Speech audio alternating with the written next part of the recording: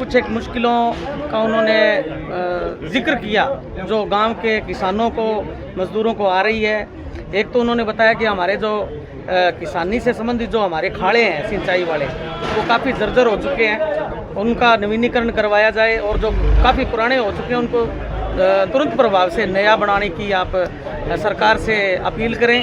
तो मैं उनको विश्वास दिलाता हूं। और अमन जी सोखल मेरे भाई साहब हैं, वो साथ में खड़े हैं, जिला परिषद सदस्य बरियामखेड़ा जोन से भाई साहब सुरेंद्र जी राजपूत, राजेंद्र जी छापरवाड़, आदरणीय मेजर सूबेदार शिवकरण जी नौखवाल जी खड़े हैं। हम सभी लोग आकर के एमएलए साहब से आग्रह करेंगे कि आप सीतोगुनों के किसानों की समस्या को ध्यान में रखते हुए नए खाड़ों का नवीनीकरण भी करवाएं और निर्माण भी करवाएं। और एक मेरे आगे बात आई थी कि हमारे यहाँ पे एससी समाज की, नायक समाज की कोई धर्मशाला नहीं है, तो मैं एमएलए साहब से आग्रह करूँगा कि आप यहाँ पर वो ये जो सार्वजनिक काम है धर्मशाला वाला, ये तुरंत प्रभाव से करवा करके दें ताकि लोग आपको याद रखें। और अगर जो बच्चों को जो है आपने नगद पुरस्कार दिया है, राशि दी गई है नशों से लेकर, वो उसके बारे में थोड़ा बच्चों को मैं आज कोई छोटी सी राशि देने के लिए आया था। मुझे मोनू जी सोनी ने बताया, जो मेरे भाई साहब हैं, सीतोगुन्नों में रहते हैं, उन्होंने बताया कि यहाँ की युवा शक्ति जो है उसमें काफ़ी जोश है। तो मैंने सोचा चलो जा कर के मिल के आता हूँ, देखता हूँ कि कितना जोश है।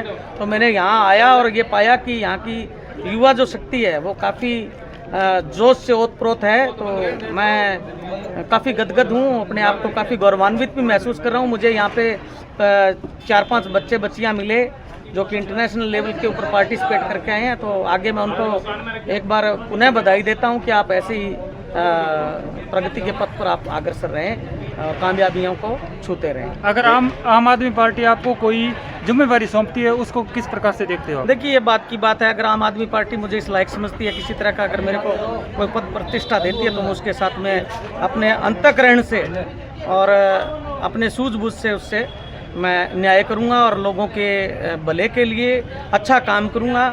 गलत काम करना मेरी फितरत में नहीं है, ना ही मैंने कभी किया, ना ही मेरे ऊपर आज तक, अभी तक, यहाँ जब मैं आपके सामने खड़ा हूँ, यहाँ तक अभी तक की गारंटी देता हूँ, मेरे ऊपर किसी प्रकार का कोई दाग नहीं है और नहीं लगेगा। इस बात का मैं आपको विश्वास दिलाता हूँ। तोहफा क्या देकर जा रहे हो यहाँ पर? आज मैंने 11,000 रुपये अपनी नेक कमाई में से यहाँ की युवा शक्ति को खेलों के सम्मान हेतु दिए हैं।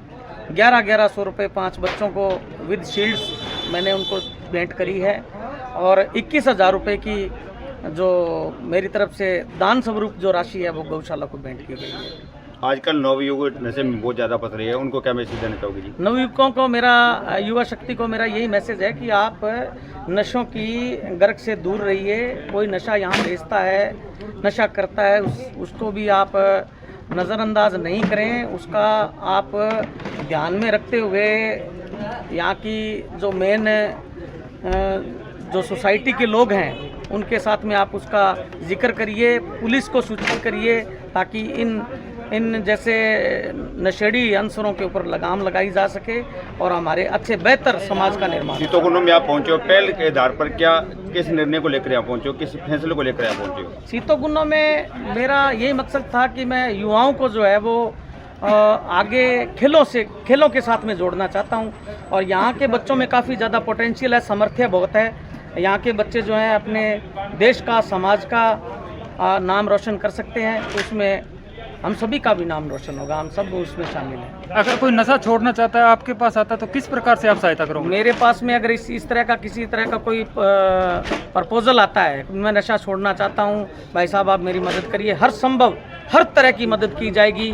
उसको चाहे किसी सेंटर में भर्ती करवाना पड़े, हॉस्पिटल से कोई सहायता दिलवानी पड़े, अपनी जेब से राशि खर्च करके भी मैं उसको उस मुख्य धारा से जोड़ने का काम करूंगा कि वो अपना अच्छा जीवन निर्वाह अपने बच्चों के बीच में बैठ करके, अपने माँ बाप के साथ में रह करके अपना जीवन यापन अच्छी तरीके से जी सके, कर सके।